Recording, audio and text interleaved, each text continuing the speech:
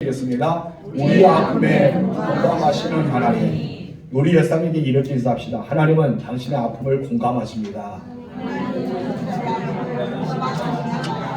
하나님이 여러분의 아픔, 저의 아픔을 다 공감하시는 분이심을 여러분 믿으시 바랍니다. 하나님 그냥 바라만 보고 있는 것이 아니라 친히 우리의 아픔을 경험하셨기 때문에 우리의 아픔에 대해서 늘 체험하셨기 때문에 그것을 공감할 수가 있습니다. 아픔을 알지 못한 사람은 공감이 안 되죠. 그래서 감기에 걸려본 환자만이 감기 증상을 알기 때문에 공감이 되고, 또 머리가 아파본 사람은 머리가 아픔을 알기 때문에 공감하게 됩니다. 육체의 연약감이 있는 사람도 마찬가지입니다. 그래서 공감이라는 것은 이런 뜻이 있습니다. 우리 다 같이 읽읍시다. 상대방의 입장에 있어서 그가 경험한 바를 이해하거나 다른 사람의 입장에서 생각해보는 행위를 뜻한다. 바로 이것이 공감이에요. 여러분, 공감에는 두 가지가 있는데 상대를 알고 이해하는 인지적인 공감이 있습니다. 어떤 공감이 있다고요? 인지적 공감. 상대만을 알고 이해하는 거예요. 그리고 상대가 느끼고 어쩌면 경험하고 있는 이 감정을 비슷하게 느끼는 정서적 공감이 있습니다. 어떤 공감이 있어요? 정서적 공감. 근데 우리는 대부분 이렇게 정서적 공감보다 인지적 공감을 먼저 하게 됩니다. 왜냐하면 상대가 처한 상황에 알아서 공감할 수가 있기 때문입니다. 학자들의 연구에 의하면 이 공감의 능력을 뛰어날 사람일수록 자존감이 높고 뛰어난 리더십을 가진 경우가 있답니다. 그래서 공감만 잘해도 그런 리더자가 되고 공감만 잘해도 자존감이 높을 수 있습니다. 많은 사람들은 자존감이 높은 것이 아니라 자존심이 높죠. 그래서 자존심을 높인 사람은 자기만 이해하는 거예요. 자기 중심으로 돌아가는 사람은 자존심이 높습니다. 그래서 누가 자기를 좀만 건드리게 되면 기분이 굉장히 안 좋죠. 너 토라집니다. 왜 그럴까요? 자기 중심이 되기 때문에. 그러나 타의 중심이 된 사람들은 공감의 능력이 강합니다. 그래서 공감할 수 있고 자존감이 높아요. 그렇기 때문에 누가 나에게 상처를 주어도 그 사람의 입장에 생각해 보니까 그럴 수도 있겠구나 하면서 공감하게 되죠. 그런 사람일수록 뛰어난 리더가 될 수 있다는 것입니다. 여러분은 과연 어떤 사람입니까? 자존감이 높은 사람입니까? 아니면 자존심이 높은 사람입니까? 여러분, 예수 믿는 사람들은 자존심은 우겨서 버리시고 자존감을 높이시길 바랍니다. 그것이 바로 우리 주님이 그렇게 살았기 때문입니다. 그러면 어떻게 하면 공감의 능력을 가질 수가 있을까요? 그것은 먼저 우리가 공감의 능력을 갖기 위해서는 경청을 잘해야 됩니다. 무엇을 잘해야 된다고요? 경청, 잘 들어야 돼요. 들어줘야 됩니다. 무시하지 말고 일단은 잘 들어주는 것입니다. 그 다음에는 잘 쳐다봐 주는 거예요. 그래서 우리는 공감하는 자는 잘 들어주고 눈과 눈을 마주쳐 잘 보는 거예요. 우리가 하나님의 나라 가면 어떻습니까? 하나님이 내 앞에 지금 여기는 없는 것 같아도 그날에 가면은 얼굴과 얼굴이 서로 대면 것처럼 내가 주님의 얼굴을 바라보는 그런 시선을 갖습니다. 이것이 바로 공감의 능력이에요. 여러분, 상담자에게 우리가 상담을 받게 되면 상담자는 다른 일을 하면서 그 상담자의 내용을 듣지 않습니다. 물론 좋기는 하겠죠. 그러나 대부분은 그 사람 얼굴을 바라보고 서로 간에 경청하면서 이해해 주면서 그랬느냐고, 그런 일이 있었냐고, 얼마나 아팠어요? 참 힘들었겠네요 하면서 공감해 줍니다. 그러면은 이 내담자, 한마디로 상담을 받는 사람은 자기 마음을 오픈해요. 왜냐하면 자기에 대해서 이해해 주고 자기 말에 대해서 받아들이기 때문에. 그럼 만약에 내가 상담을 받으러 예를 들어서 목사님 왔어요. 목사님 와서 목사님 나 이렇게 힘들어요. 그러면 제가 뭐라 할까요? 힘들었어요. 고생하셨어요. 그렇게 해야 되는데 다 이겨내야 됩니다. 믿음으로 살아야 됩니다. 그럴수록 연단의 중요함을 알아야 돼요. 벌써 마음이 딱 갔죠. 더 이상 말 안 해요. 알았어요 목사님. 그렇게 할게요. 그래서 가잖아요. 그러나 이것을 공감해주고 서로 이야기 나누고 참 힘들었겠다고, 무슨 일이 있었냐고, 얼굴이 보니까 참 초조하게 보인다고 하면 어때요? 그래요 목사님 저 잠도 못 잤어요 하면서 시작하게 되죠. 그래서 이 공감의 능력이 얼마나 우리에게 중요한 것을 이야기합니다. 여러분들은 사람과 대화할 때 얼굴과 얼굴을 보면서 합니까? 아니면 다른 일을 하고 하십니까? 우리는 공감의 능력이 필요합니다. 그래서 여러분은 얼굴과 얼굴을 서로 대미하는 그런 사람 되시 바랍니다. 벌써 공감의 능력이 있어서 뒤에 나가신 분이니까 다 뒤를 돌아보고 있는데 이런 분들은 공감의 능력 여기서 필요 없습니다. 저에게 말하세요. 그렇죠? 뒤에서 무슨 일이 나도 여러분은 신경 쓰지 마세요. 오직 저만 집중하세요. 아멘. 이것이 저를 공감한 거예요. 무슨 말인지 알죠? 근데 어떤 분은 뒤에서 무슨 소리만 들으면 다 고개를 왜 고개를 그렇게 드는지 앞에만 귀가 앞쪽으로 있는데 뒤쪽에도 있나 봅니다. 참 재미있습니다. 그래요. 하여튼 여러분께서 눈과 눈을 잘 마주치고 잘 경청에 서서 우리의 주변의 사람과 친구가 되어주는 우리 주님과 같은 마음을 가지시기 바랍니다. 그래요. 우리는 고통을 당하고 눈물을 흘리는 사람들이 있으면 바라보만 보고 있는 것이 아니라 공감이 되면서 나도 모르게 그 사람의 경험 속으로 들어간 거예요. 그 사람의 경험 속으로 들어가서 그와 같은 유사한 감정을 느끼게 되죠. 그래서 이야기 듣다가 나도 모르게 눈물을 흘리게 되고 이야기 들었다가 함께 웃기도 하고 이야기 듣다 보니까 가슴을 치기도 하고 그런다는 것이죠. 이것이 바로 공감입니다. 그래서 참 신기하게도요. 우리가 잘 들어주고 잘 쳐다만 보았는데 공감을 해주고 이야기했는데 이상하게 서로 간에 공감하는 사람과 이야기했던 사람들의 얼굴 표정이 달라져요. 그렇죠? 얼굴의 근육이 움직이게 되고 어떤 때는 얼굴의 표정이 웃기도 하고 어떤 얼굴의 표정이 굳어지기도 하고 눈물을 흘기도 합니다. 그래서 이 공감을 잘하면 우리가 서로 간에 같은 느낌을 가졌기 때문에 나의 얼굴 표정도 달라지게 됩니다. 기쁜 일에 짜증나고 눈을 찌푸다고 있으면 어떻습니까? 이야기한 사람들은 그 자리에 따라가고 싶겠죠. 그러나 슬픈 일인데 나 혼자 막 웃고 있어요. 그럼 어떻게 될까요? 더 이상 이야기하고 싶지 않겠죠. 이것은 공감하는 것이 아니라는 것이죠. 우리는 공감이 필요합니다. 그런데 하나님께서는 우리를 친히 공감하십니다. 내가 눈물을 흘릴 때 함께 눈물을 흘려주시고 내가 기뻐할 때 함께 기뻐하시고 내 아이의 처지를 너무나 알기 때문에 어떻게 말합니까? 내가 다 알고 있노라 라고 말씀하시는 우리 주님이십니다. 그렇기 때문에 우리가 세상 사람들도 아니면 우리 주변의 사람들도 공감이 없으면 더 이상 대화가 불가능하죠. 그래서 친밀한 관계를 맺기가 어렵습니다. 상대가 처한 상황을 이해하고 상대의 기분과 감정을 이해해 줄 수 있는 공감이 우리에게 꼭 필요하다는 것입니다. 여러분께서는 공감의 능력을 키워보시기 바랍니다. 그렇다면 성경에서 공감하시는 하나님이라 있는데 그 하나님은 어떤 분일까요? 우리 첫 번째 다 같이 읽어봅시다. 시작. 대제사장이 되신다. 큰 대제사장이 되신다. 우리 하나님은 큰 대제사장이 되십니다. 성경 보면 우리 하나님은 공감하신 분이라고 이렇게 말씀하고 있습니다. 전능하신 하나님께서 이 세상의 모든 것을 창조하시는 피조물을 다 공감합니다. 나를 위해 십자가에서 달려 죽으시고 부활하신 우리 주님께서 하나님의 자녀된 저와 여러분들을 공감해 주신다는 것입니다. 그래서 우리를 향해서 하나님은 끊임없이 공감하셔요. 그 공감의 하나님은 어떤 분이라는 것을 우리가 알고자 합니다. 그래서 14절에 이렇게 말씀합니다. 다 같이 읽읍시다. 그러므로 우리에게 큰 대제사장이 계시니 승천하신 이 곧 하나님의 아들 예수시라. 아멘. 우리에게 큰 대제사장이 계신다 했습니다. 그분이 누구라 했어요? 하나님의 아들. 하나님의 아들이 누구예요? 예수님이죠. 히브리서 기자는 이것을 쓰기 전에 앞서서 예수님을 가리켜서 천사보다 우월하시다, 모세보다 우월하시다, 그런 분이다라고 소개합니다. 그리고 오늘 본문의 말씀도 예수님에 대해서 큰 대제사장에부터 우월하시는 큰 대제사장이시다라고 말씀하십니다. 여러분, 예수는 구약의 대제사장보다 비교할 수 없을 정도로 어떻게 우월하시고 유일하신 대제사장이심을 의미하고 있습니다. 그렇다면 하나님의 아들 예수님께서 어떻게 큰 대제사장이 되셨을까요? 그것은 어떻게 됐을까요? 이미 앞에 기록된 거 있습니다. 중간에도 보니까 무엇이랍니까? 승천하시니 곧 하나님의 아들 예수시라고 했습니다. 바로 예수님께서 구원 사역을 마치시고 승천하셨죠. 승천하시면서 어떤 입장에 대해서요? 큰 대제사장이 되셨다는 것입니다. 예수는 우리의 모든 죄와 허물을 담당하시고 십자가에 달려 돌아가셨습니다. 십자가에서 수치와 이미 형벌을 다 받으시고 죽으심으로써 우리의 모든 죄값을 다 치르셨었나요? 그래서 이 죄값을 치는데 완벽하게 치르셨다고 말하면서 모든 다 지불하셨다고 이야기하고 있습니다. 그리고 하나님의 보좌의 지성소를 들어갈 수 있도록 가로막고 있는 성막의 모든 그 휘장을 열어주신 분이 바로 예수님입니다.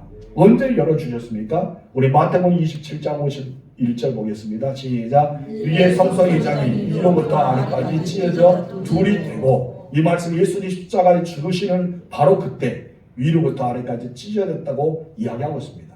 바로 예수님께서 이와 같은 우리와 하나님 사이의 장벽을 허셨다는 것이죠. 제거해 주셨습니다. 그래서 누구든지 예수의 피에 힘이 있게 되면 어디로 나아갈 수 있다 했어요? 하나님의 은혜의 보좌 앞에 담대히 나아갈 수 있다 했습니다. 지난주에 설교를 잘 들으면 오늘은 대답을 잘 할 것입니다. 지난주에 설교를 별로 듣지 못하고 잊어버리면 대답을 하지 못하면서 오늘의 설교가 새롭게 느껴질 것입니다. 여러분들은 과연 테스트를 한번 해보겠습니다. 여러분, 예수님의 피로 힘입어서 우리가 나아갈 수 있는 것이 어디다 했습니까? 은혜의 보좌 앞에. 어떻게 나아간다 했습니까? 담대하게 나아간다 했습니다. 여기서 절반 정도는 설교를 잘 들었던 것 같습니다. 그래요. 은혜의 보좌 앞에 담대히 나아갈 수 있는 첫 번째 근원이 무엇이라 했어요? 바로 예수의 피로 힘입는다 했어요. 두 번째는 무엇입니까? 믿는 도리를 굳게 잡는다고 이야기했습니다. 사실 죄인이 우리가 어떻게 하나님의 보좌 앞에 나아갈 수가 있겠습니까? 우리는 나아갈 수 없습니다. 그러나 대제사장이신 예수님께서 십자가에 달려 죽으시고 부활하시고 승천하면서 하나님께로 나아갈 수 있는 길을 열어주셨습니다. 그래서 우리는 예수님께서 열어주시는 길을 통해 나아가는 거예요. 그래서 예수님께서는 죽으시기 전에 이미 자기가 길임을 선포하셨어요. 우리 요한복음 14장 6절 볼까요? 시작. 내가 곧 길이요 진리요 생명이니 나로 말미암지 않고는 아버지께로 올 자가 없느니라. 하나님께로 가까이 가는 자, 은혜의 보좌 앞에 나아가는 자, 하나님과 얼굴을 대면하는 자는 누굽니까? 바로 그 길을 걸어가야 돼요. 근데 그 길이 누구다고요? 예수란 것이죠. 예수님께서 우리가 하나님 앞에 있는 은혜의 보좌 앞에 나아갈 수 있도록 그 길을 열어주셨습니다. 그런데 이 길이 어떤 길이냐면은 바로 새로운 산길이라는 것이죠. 어떤 길이다? 새로운 살길이다.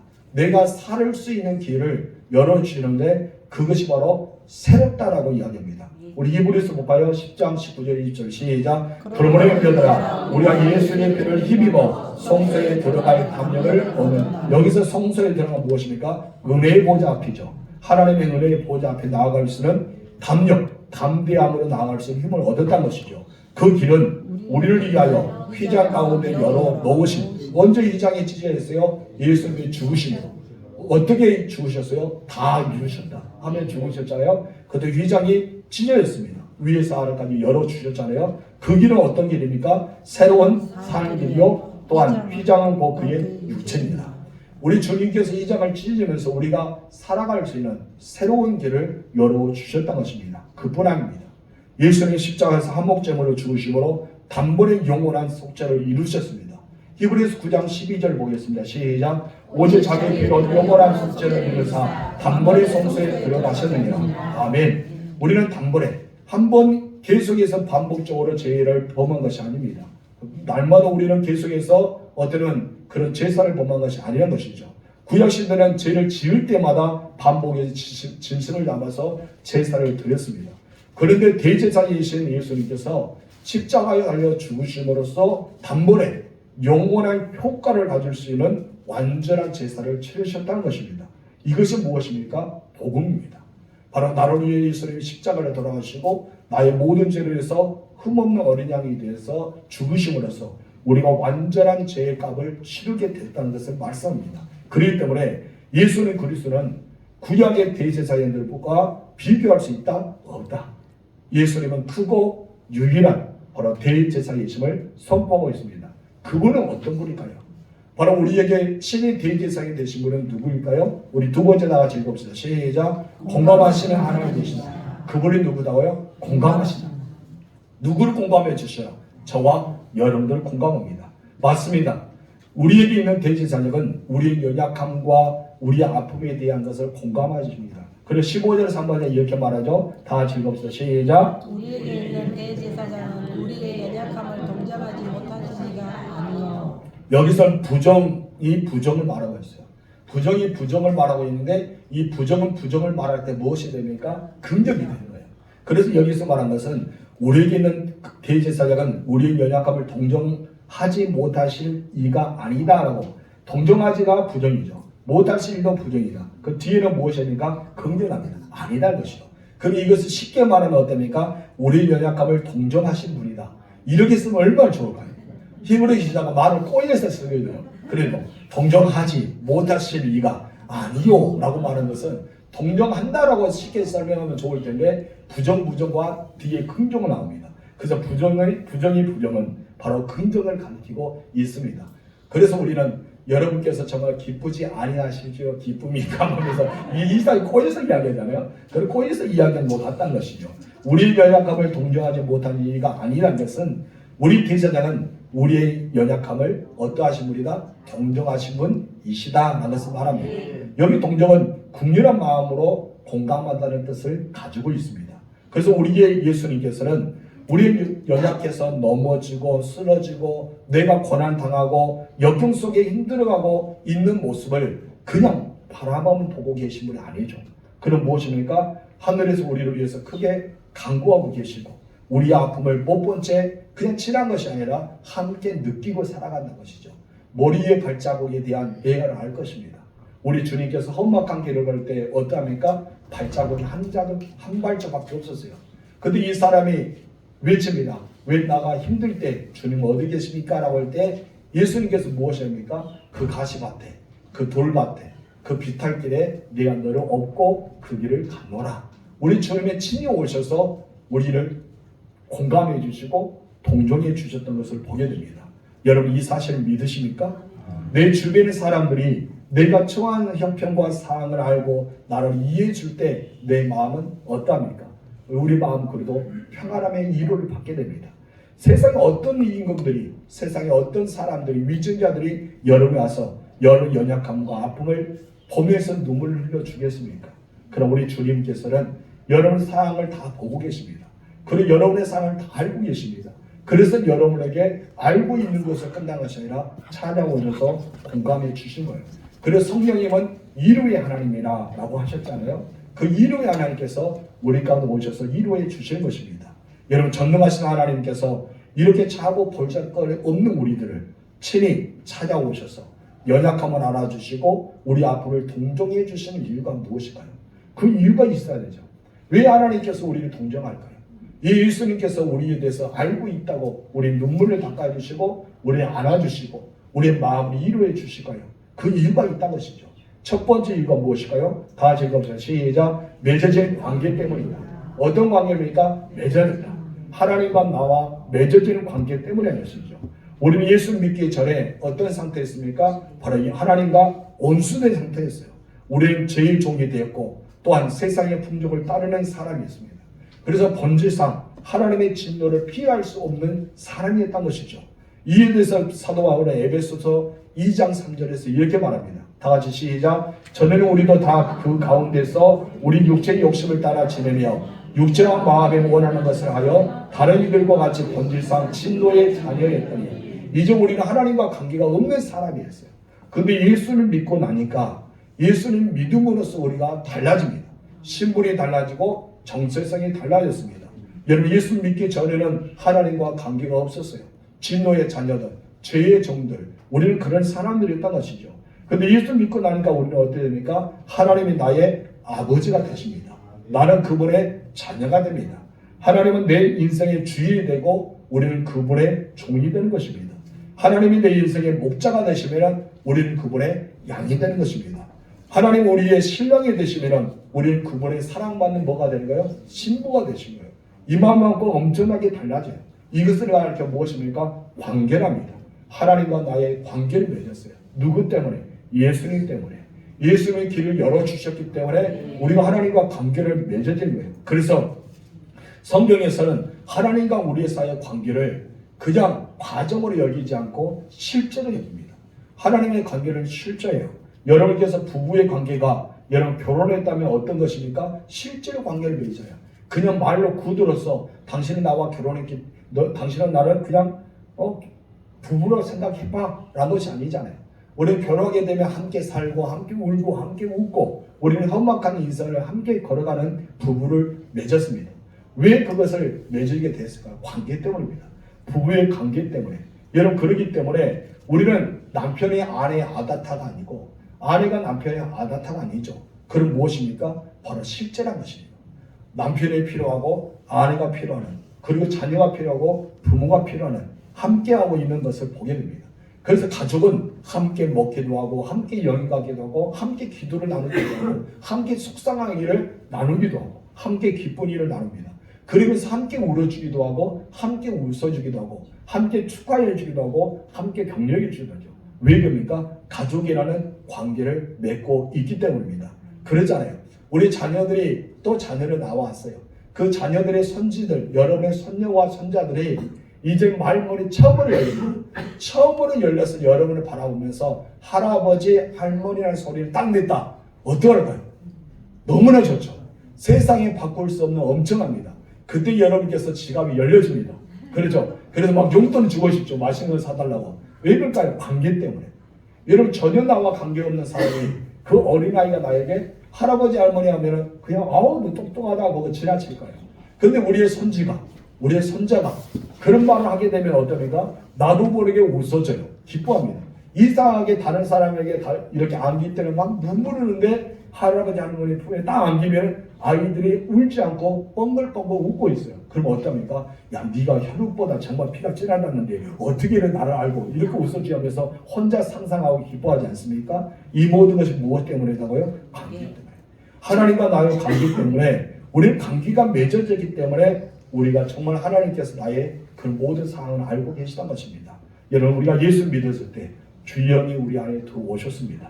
그리고 주님이 내 안에 내가 주님 안에 거하는 신비로운 연합의 관계가 되었단 것입니다. 그래서 우리는 모두가 주님의 온된 연합 안에 들어왔다는 사실을 기억하시기 바랍니다. 그래서 사도 바울은 교회를 그리스도의 몸으로 여깁니다. 그리고 그리스도를 교회의 머리로 삼습니다. 여러분 머리와 몸은 하나의 연합입니다. 그래서 이것은 몸이 아프면 머리가 반응합니다. 그러잖아요. 그리고 아픔과 고통과 함께 경험합니다. 여러분 일상이 가시 찔렀는데 벌써 통증이 와요. 어디에서부터 옵니까? 머리에서부터. 우리 신경의 자극을 받아봅니다. 이것처럼 우리 교회의 머리가 되신 분은 누구예요? 예수님이잖아요. 우리 몸이잖아요. 내가 아프면 누가 아파요? 바로 머리가 아프는 거예요. 머리에서 신경을 우리가 전달합니다. 그것이 아예 아프다라고 하는 거예요. 그래서 우리가 아픔이기 때문에 가시를 빼기도 하고 등이 가로면 긁어주기도 하고 우리가 그런 신경을 우리가 머리에서부터 전달하는 거예요. 이것처럼 이미 우리 주님께서 머리가 되신 거예요. 머리가 되시기 때문에 우리의 아픔과 우리의 가난과 우리의 어려움과 우리의 슬픔을 다 알고 공감하시는 분이 바로 하나님이라는 것입니다. 여러분 성경에서 그 예를 쉽게 찾아볼 수 있는데 바로 사울에 대한 예입니다. 여러분 그리스도인들 많이 핍박했던 사울이잖아요. 스데반을 죽일 때 옷을 지키는 자가 되고 모든 사람들을 막 해하는 그리스도인들을 해하는데 앞장섰던 사람이 바로 사울이었습니다. 근데 그가 다메섹 도장에 이르렀을 때 누구를 만납니까? 바로 주님을 만납니다. 주님을 만나서 주님이 이렇게 사울을 부르십니다. 사울아, 사울아, 내가 어찌하여 나를 박해하느냐? 라고 할 때 사울의 대답은 무엇입니까? 주님, 누구십니까? 라고 대답합니다. 그때 예수님께서 이렇게 대답해요. 나는 내가 박해하는 예수라. 여러분 사울이 예수를 박해하지 않았어요. 그렇죠? 예수를 박해한 것이 아니라 사울은 누구를 박해했습니까? 믿는 자, 그리스도인을 박해했어요. 교회를 박해했어요. 예수님을 핍박하지 않았어요. 그러나 예수 믿는 자를 핍박했습니다. 그런데 예수님께서는 네가 나를 박해했다라고 이야기합니다. 왜 그랬을까요? 예수님은 교회의 머리가 되시기 때문에 우리의 몸이 되시기 때문에 그리고 하나님의 자녀의 성도들은 주님과 연합한 관계이기 때문에 누군가 나를 박해하면 누가 박해를 받는 거예요? 주님이 받는 거예요. 그래서 믿음의 성도들은요 서로 잘 지내야 돼요. 그러지 않으면 여러분이 혹여나 예수님을 박해하는 자가 될 수 있는 것입니다. 그렇기 때문에 우리는 믿음의 성도들을 위해서 기도해 줘야 되고 그들을 서로 돌봐줘야 되고 그리고 할 때 우리는 믿음의 성도들에게 더 친절하게 대접하는 사람이 돼야 된다는 것입니다. 왜냐하면 예수 그리스도의 형상으로 우리가 회복되는 사람이기 때문입니다. 하나님은 내 연약함을 아시고 내 아픔을 공감하시는 분이십니다. 또한 두 번째 이유가 있어요.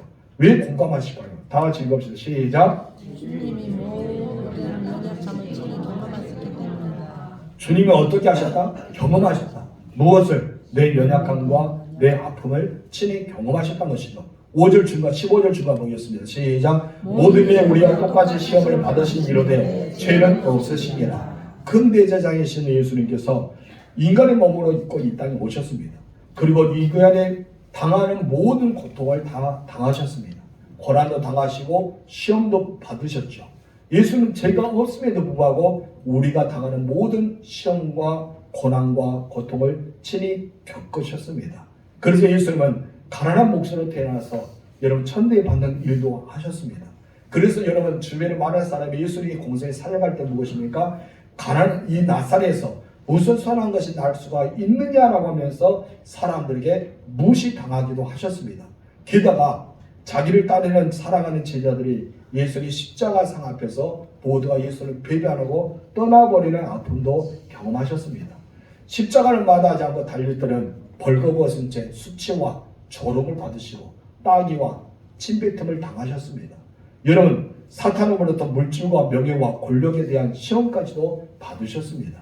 그래서 우리 주님께서는 우리가 겪는 모든 고난, 가난, 아픔, 고도, 배신, 연약함 그런 수많은 것들을 다 당하셨기 때문에 여러분 머리로 이해한 것이 아니라 가슴으로 이해해줘요. 그냥 야 아프냐 라는 것이 아니라 정말 아프겠다. 내가 경험했기 때문에 너는 정말 아픈 거다. 이것을 다 아신다는 것입니다. 그래서 우리는 주님 앞에 무엇을 합니까? 주님 아시지요? 라고 말할 수밖에 없어요. 예수님이 다 경험하시기 때문에 주님을 다 안다는 것입니다. 나의 연약함을 아십니다. 나의 애로움을 아십니다. 내가 당한 배신도 아십니다. 나의 아픔도 아셔요. 가난과 굶주림의 고통을 다 아신 분이 누굽니까? 우리 주님이십니다. 그렇기 때문에 공감하셔요. 왜 공감하신다고요? 친히 경험하셨기 때문입니다. 우리 주님께서 경험하시기 때문에 우리에게 치료하기를 원하십니다. 그래서 여러분에게 공감하시는 거예요. 세 번째 다 같이 읽어보세요. 시작. 상처를 입은 치료자이시다. 이미 상처를 입으셨어요. 상처를 입으셨기 때문에 아픔을 경험하셨기 때문에 우리를 향해서 치료자가 되는 것입니다. 기다모니 가조라는 사람이 책을 썼는데 하나님의 아픔의 신학이라는 책을 썼어요. 그 중에서 이런 말이 나옵니다. 그리스도는 자신의 상처를 가지고 우리의 상처를 치료하신다. 우리 그리스도의 아픔을 가지고 우리의 아픔을 치료하신다. 그리스도의 고난을 가지고 우리의 고난을 치료하신다. 그리스도의 눈물을 가지고 우리의 눈물을 치료하신다는 거예요. 이것은 예수님께서 먼저 당하셨기 때문에 그것을 십자가상에서 가지고 우리를 치료하고 계십니다. 그래서 십자가상의 모든 은혜는 정말 주님이 친히 경험하시는 은혜라고 할 수 있습니다. 그렇습니다. 우리 주님의 능력으로 아픈 사람들 치료한 것도 있겠습니다. 그러나 그보다 친히 경험하셨기 때문에 다 상처가 있었기 때문에 아픔이 있었기 때문에 우리의 아픔과 우리의 상처를 치료하시는 예수님이란 것입니다. 그래서 이 제목이 무엇이에요? 상처를 입은 치료자예요. 우리 주님은 이미 아픔을 입었던 치료자십니다. 여러분 예수님을 통해서 치료를 받으실 주님으로 축원합니다. 그래서 우리는 늘 하나님과 함께 동행하는 사람이 되어야 돼요. 그래서 사람들은 괴로울 때 그런 말을 해요. 누가 나의 이 애로움을 알 수 있을까? 누가 나의 아픔을 알 수 있을까? 누가 나의 슬픔을 알아줄까? 내 마음을 알아줄 사람 누가 있냐? 하면서 우울감에 빠지게 됩니다. 그럼 여러분 우리 주님이 말씀하시죠. 내가 아노라. 우리 주님의 앞에 나와야 됩니다. 그래서 우리는 16절에 은혜의 보좌 앞에 나와야 돼요. 하나님의 은혜의 보좌 앞에서 나의 아픔을 호소해야 됩니다. 나의 아픔을 털어놔야 됩니다. 나의 좌절, 나의 슬픔, 나의 괴로움 이것을 다 털어낼 때 어떻게 됩니까? 우리 주님께 나에게 말씀합니다. 사랑하는 내 딸아, 사랑하는 내 아들아, 다른 사람은 몰라도 나는 다 안다. 내가 너의 모든 연약함을 질고를 다 알고 있고 너의 아픔과 너의 상처를 다 나도 당해봤다. 내가 홀로 눈물을 흘릴 때 나도 눈물을 흘렸고 내가 예를 때 나는 다 알고 있었다. 네가 배심을 경험했다고 나도 경험했기 때문에 안다라고 하면서 우리 주님의 친히 공감해 주시는 것입니다. 여러분 우리 주님의 공감 안에 들어오시 바랍니다. 그리고 여러분의 연약함과 아픔과 상처를 우리 주님께 다 고백하세요. 그리고 여러분의 모든 아픔을 다 씻어주시고 하나님께 친히 여러분의 이르자가 될 줄 믿습니다. 여러분들 다 아픔을 경험해봤지 않습니까? 가진 자라고도 조롱을 받아본 사람들이 있을 겁니다. 누군가로부터 인격적 모독을 당해보신 분도 있을 겁니다. 혹시 변신을 당해보셨습니까? 여러분 누군 중에 수치심과 부끄러움을 때문에 잠을 이기지 못할 때도 있었을 겁니다. 이런 모든 것을 누가 다 경험하셨다고요? 우리 주님께서 이미 다 경험하셨습니다. 그래서 주님의 아픔이 나의 아픔처럼 나의 아픔이 주님의 아픔처럼 함께 마음을 아파하신 분이 바로 우리 주님이라는 것을 인정하시 바랍니다. 그래서 우리는 이 사순절 기간 동안 주님이 십자가를 지심이 나를 위해 지셨던 것을 우리는 느껴야 돼요. 우리의 당한 고난, 우리의 당한 아픔, 나의 좌절이 우리 주님이 이미 당하셨다라고 생각하시면은 우리는 이 사순절을 은혜롭게 보낼 수 있지 않을까라고 생각합니다. 여러분, 내가 가난함으로 힘들 때 우리 주님도 힘들어하십니다. 내가 감기로 어려움을 겪고 있을 때 우리 주님도 함께 어려움을 겪고 계십니다. 배신의 아픔 때문에 눈물 흘릴 때 우리 주님께서 나보다 더 힘들어 아파하시고 있다는 사실을 기억하시고 여러분을 위해서 눈물 흘리고 계시는 우리 주님을 생각하시기 바랍니다. 지금은 이제 하늘 보좌를 위해서 우리를 위해서 큰 대제사장으로 사역을 맡으면서 우리를 위해 공감하시고 기도하신 분임을 여러분 기억하실 줄로 축원합니다. 그래서 우리 주님이 무엇을 한다고요? 내 사랑하는 딸아, 내 사랑하는 아들아, 다른 사람 몰라도 나는 다 안다. 이를 고백하신 거예요. 그럼 우리는 무엇이라고 고백해야 됩니까? 주님 감사합니다. 나의 처지를 아시는 하나님 너무나 고맙습니다. 내가 주님을 통해 이루가 됩니다. 우리 그런 고백을 해야 되잖아요. 우리 주님 여러분 안아주신 것을 믿으시고 여러분 눈물을 닦아주신 것을 믿으시고 늘 주님 안에서 그 아픔을 공감하시는 하나님 믿고 의지하며 나아가시 바랍니다. 그래서 우리는 16절에 지난주의 말씀을 통해서 아는 것을 은혜의 보좌 앞에 나아가야 된다. 여러분 은혜의 보좌 앞에 나와서 여러분 아픔을 고백하시고 여러분 비신을 고백하시고 여러분 수치심과 모든 걸 고백할 때 우리 주님께서 여러분을 공감해 주시고 위로해 주시고 성령의 놀라운 은혜를 베풀어 주는 사실을 기억하시기 바랍니다. 주님은 다 아십니다. 주님의 아심을 기억하시면서 힘을 내고 화이팅 하시기 바랍니다. 우리 찬양하겠습니다. 주 은혜의 힘을 나는 아네. 우리 찬양하겠습니다. 피신 4쪽.